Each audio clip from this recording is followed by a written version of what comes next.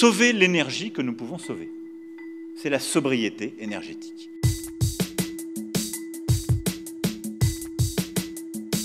Les prix de l'électricité ont atteint des niveaux qu'ils n'avaient jamais connus.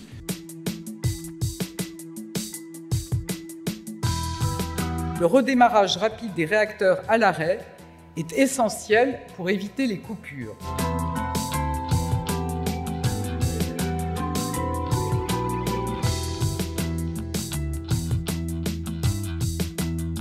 Si nous savons collectivement nous comporter de manière plus sobre et nous savons faire des économies d'énergie partout, alors il n'y aura pas de rationnement et il n'y aura pas de coupure.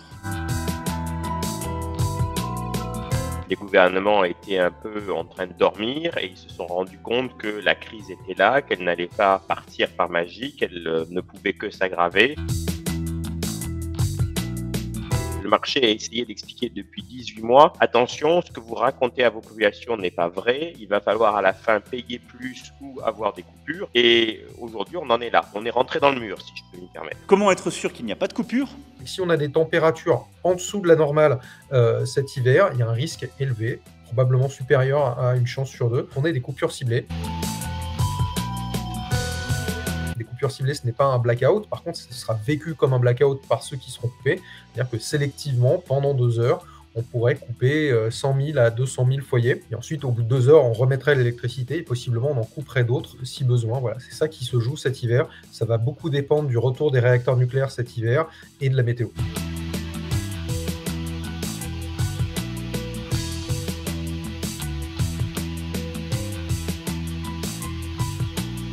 Notre objectif, c'est par ce biais-là d'économiser environ 10% de ce qu'on consomme habituellement.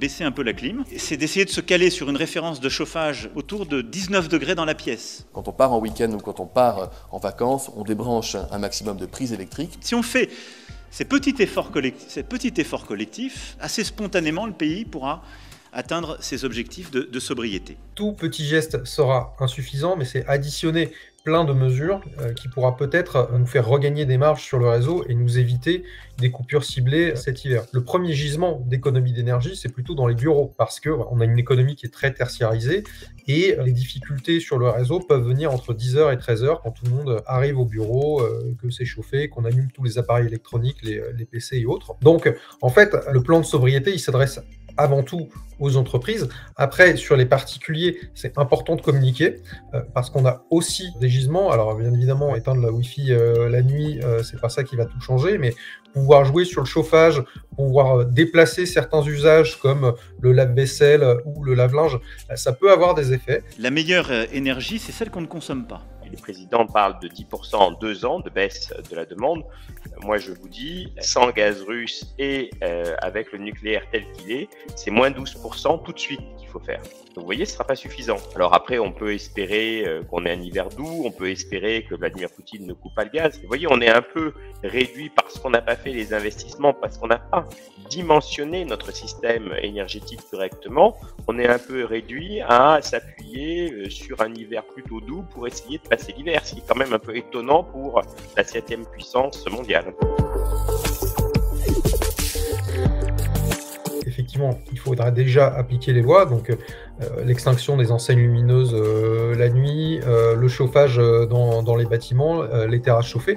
Tout ça, c'est des lois qui existent, mais en fait, il y avait peu de volonté politique pour les appliquer. Au-delà de l'application des lois, on a des signaux qu'on peut envoyer à tout un chacun qui consomme de l'électricité via des tarifs incitatifs qui seraient plus chers à certains horaires ou plus chers certains jours et moins chers à d'autres. Ça permet à tous ceux qui ont souscrit à ce type de tarifs de faire des économies et ça soulage en même temps le réseau. Il faut quand même laisser le signal prix jouer parce que quand vous mettez un bouclier tarifaire, finalement, vous n'incitez pas les gens à prendre conscience de la cherté de l'énergie. Et ça, on était quelques experts à avoir expliqué que la transition énergétique allait coûter très cher et qu'il fallait être très honnête avec nos citoyens. Beaucoup n'ont pas souhaité le faire et c'est pour ça qu'on en est là aussi. Finalement, les gens ne consomment pas de l'énergie par plaisir. Ils le font parce qu'ils n'ont pas le choix ou parce qu'ils sont déjà pris par d'autres préoccupations. D'où l'idée d'avoir des tarifs incitatifs, des outils de pilotage de la demande et surtout les bons messages qui sont envoyés au bon moment. C'est pour ça aussi que la consommation d'énergie étant liée au temps, pourquoi ne pas faire un bulletin de sécurité d'approvisionnement électrique pendant les bulletins météo le soir que tout le monde regarde? Ça pourrait donner des bons conseils, ça pourrait aider à soulager le réseau à certains moments. En 6 mois, on ne peut pas demander à tout le monde de revoir tous ses comportements de fond en comble, de se mettre au vélo et de prendre le train quand il n'y a pas de destination qui permettent de le faire. C'est en ça qu'on voit que la sobriété se travaille sur le long terme. Donc on voit bien que ça ne s'anticipe pas en 6 mois.